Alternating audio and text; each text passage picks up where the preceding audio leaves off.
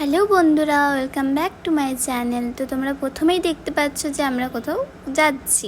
তো আমরা যাচ্ছিলাম দুর্গাপুর। তো এখানে ব্যাগ প্যাকিং হয়ে গেছে। তো ব্যাগ প্যাকিং হয়েছে আমার দিদির। তো আমার দিদি কলেজে ভর্তি হয়ে গেছিলো। তো আমরা ছাড়তে যাচ্ছিলাম সেদিনকে দিদিকে দুর্গাপুর। তো ব্যাগ প্যাকিং হয়ে গেছে দিদি এই যে। তো আমরা যাচ্ছিলাম, মাঝখানে আমরা থেমেছিলাম, রেস্টুরেন্টে খাওয়া দাওয়া করলাম, তারপর আমরা আবার গাড়িতে উঠে পড়লাম।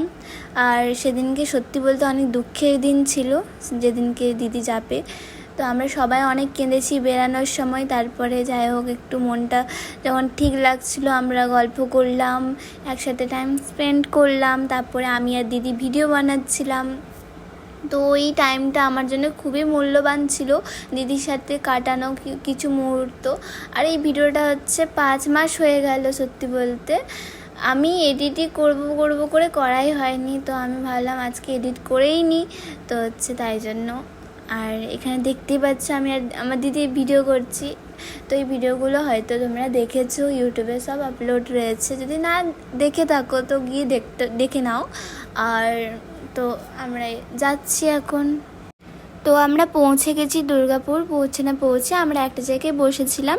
আমরা সবাই ভীষণ টায়ার্ড ছিলাম, দেখতেই পাচ্ছ মা টায়ার্ডনেসে মাথা নিচু করে শুয়ে রয়েছে। আমার তো চোখ মুখেই তোমরা বুঝতে পারছো হয়তো যে আমি ভীষণ টায়ার্ড, চোখ মুখ ঢুকে গেছে। আর দিদিরও মন মেজাজ ভালো ছিল না এতটা জার্নির পর। তো আমরা জাস্ট বসলাম, তারপর দিদির রুমে গেলাম, যেখানে দিদির হোস্টেলের রুম, সেখানে আমরা গেলাম। আমি তারপর একটু সব ঠিকঠাক করে দিচ্ছিলাম। অবশ্য পরবর্তীকালে দিদির ওই রুমটা চেঞ্জ করা হয় ভালো জন্য হয়, যেটা কথায় আছে না। তো যেই রুমটা ওর আগে ছিল আর এখন আছে, এটা তার তুলনায় আগের থেকে এখনের রুমটা খুবই সুন্দর আর ভালো। আর তাই আমিও হ্যাপি। যাই হোক, সব হলো ঠিকঠাক। তারপর আমরা গেছিলাম আবার কলেজ। আমরা পুরো কলেজটা একটু ঘুরে দেখছিলাম।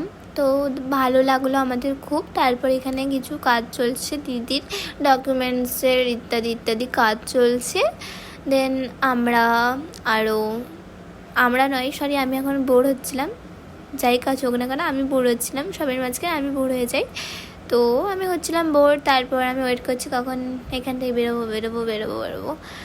এরপর আমরা চলে এসেছিলাম কলেজের বাইরে। আর কলেজের বাইরেটাও ভীষণ সুন্দর, চারিদিকে গাছপালা, ভীষণ সুন্দর লাগছিল বাইরেটা।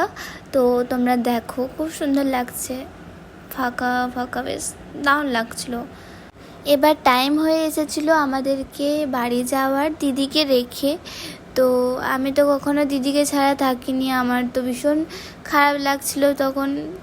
তো এখন হলো বিদায়ের পালা। তো দিদির সাথে একটু কথা বলে নিচ্ছিলাম। তারপরে যাওয়ার সময় তো ভীষণ কান্না পাচ্ছিল, কারণ আসার সময় যার সাথে এসছি, দিদির সাথে এসছি, তারপর যাওয়ার সময় একাই ফিরে যাচ্ছি, ভীষণই খারাপ লাগছিল আমার। তারপরে এই হলো আমার আর দিদির কিছু কিউট মোমেন্টস। তো ভিডিওটা আজকের এতটাই। ভালো লাগলে লাইক কমেন্ট শেয়ার অবশ্যই করবে। আর নেক্সট ভিডিও কি দেখতে চাও তোমরা অবশ্যই কমেন্টে জানিও। আর তোমাদের এই ভিডিওটা কেমন লাগলো কমেন্ট করো কিন্তু। Tata, bye bye.